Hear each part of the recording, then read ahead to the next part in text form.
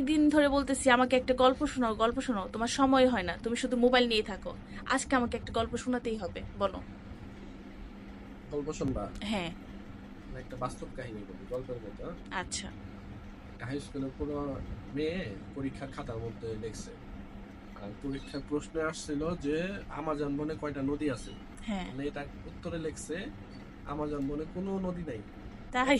একটাই পুকুর আছে। মানে নদী নাই, একটা পুকুর আছে। তারপর? তো পুকুরের চারপাশে অনেক প্রাণীরা ঘোরাফেরা করতো। তো যা ওই প্রাণীরা সারাদিন ঘোরাফেরা করার পরে অনেক গরু ছাগল ছিল, ঘাস খেত সারাদিন। তো পিপাসা যখন লাগতো ওই গরু পুকুরে ছাগল? হ্যাঁ, মহিষ, মানে জঙ্গলি গরু যেগুলা, এই আচ্ছা। টাইপের কিছু লাগছে। হ্যাঁ। তো লেখার পরে দেখছে যে সারাদিন ঘোরাফেরার পরে রোদে যখন পিপাসা পাইতো তখন ওই পুকুরে পানি খেতে যেত। আর যখনই পানি খেতে যেত ওই পুকুরে আছে অনেক অনেক কুমির। তো যখনই পানি খেতে যেত ওই কুমির ধপাস করে এসে ওইগুলা রোদে খেয়ে ফেলতো।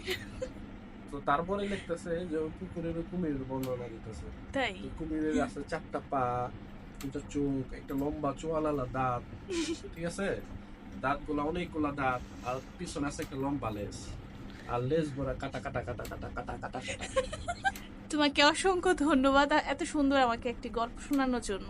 ও আচ্ছা, আরেকটা কাহিনী আছে। ও আচ্ছা, বলো। ওই মেয়েটাকে পরে ওই টিচার যখন খাতা কাটতে গেছে তখন প্রশ্নের উত্তর যখন এইরকম দেখছে, দেখার পরে ওই ছাত্রীটাকে জিজ্ঞেস করছে দাগি কে নাই, তুমি হ্যাঁ। এগুলা কি লিখতেছো? আমাজন বলে নাকি কোনো নদী নাই, একটাই পুকুর আছে, তুমি এগুলো পাইছো কই?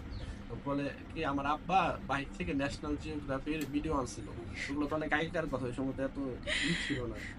তো ন্যাশনাল জিওগ্রাফির চ্যানেলের ওই ভিডিওতে এসে নাকি দেখছে একটাই পুকুর আছে, এই পুকুরের আশেপাশে অনেক প্রাণীরা করতেছে, হরিণ পানি খেতে যায় আর কুমিরে দিয়ে ফেলায়। সেই ভিডিও দেখে প্রশ্ন দেখছে। দারুণ ছিল তোমার গল্পটা। Thank you.